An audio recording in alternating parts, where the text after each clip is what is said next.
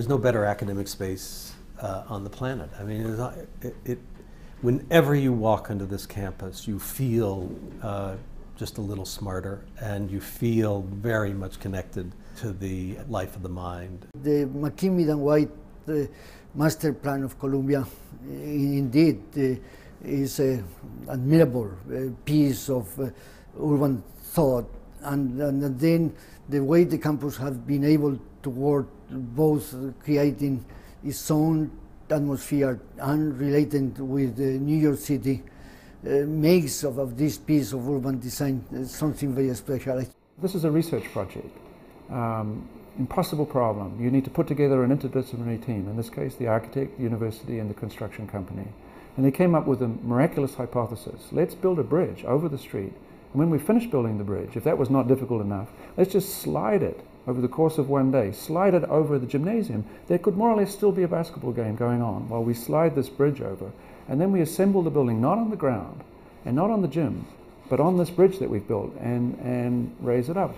Now, if your mission is to make an interdisciplinary building, that is to say a bridge, it's genius just to make a bridge. But I think from a technical point of view, it requires the absolute best from the university, the absolute best from the architect, and the absolute best from the construction company. So I see this as one of the best research projects carried out at Columbia in recent years. It's magnificent.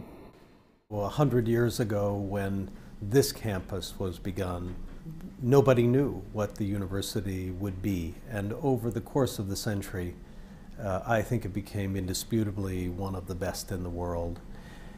This now is a moment for this century in which we have to begin to create the conditions for Columbia to be, again, indisputably one of the greatest in the world. President Bollinger always emphasized how much the buildings should be perceived by the community around as an occasion for allowing them to feel the university as something that belonged to them. When I made the decision to make this the first major building project for us, I wanted to do it in such a way that it would facilitate the enormously powerful interdisciplinary work in science that is possible for Columbia. So we selected several areas where we were already very, very good.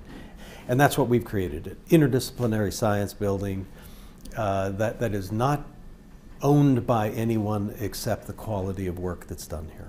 Having lived in an interdisciplinary science environment as a scientist, one of the things that surprised me is that you're asked to think on a daily basis about things you hadn't planned to think about. That's the kind of environment that these days in science is the most generative of frontiers and new questions and new applications and extensions of science. So that's the hope that we have for this building, and it's more than a hope for me, it's a conviction that this is what this experience in this building is going to be like. To really compete effectively and to really work at the cutting edge, you need to have access to tremendous resources in terms of instrumentation. Having that instrumentation all housed in a single building where, in essence, each instrument is run by an expert in that field residing on their own floor is just a fantastic opportunity for us to push our research forward. I mean, Columbia is really special, and one thing about Columbia that's special is that everybody is so close together. I think it's a big advantage. We collaborate much more because we see each other much more because we are close together, and I think the Northwest Corner building will bring it all together. From the beginning, interdisciplinary work is quite important because, in a sense, that immediately expand your ability or capability of carrying out the work. By accessing other groups' expertise and instrument, I think suddenly you immediately have the extended group that you can work with. I think that was a really important aspect of the research going on at Columbia. In the future, researchers will not be really interested too much in what disciplines they are belong to, but in what problem they are trying to solve. And this is the type of spirit that we want to instill into our students, and become fearless scientists that will actually help move science forward into new territories. The best architect would be the one that provides for new forms of conversation, not just inside the university, but between the university and the world. And this architect managed to do that. As you can imagine, for an architect, New York is the quintessence and the paradigm. I will thank again to the university to having given me such an opportunity like that.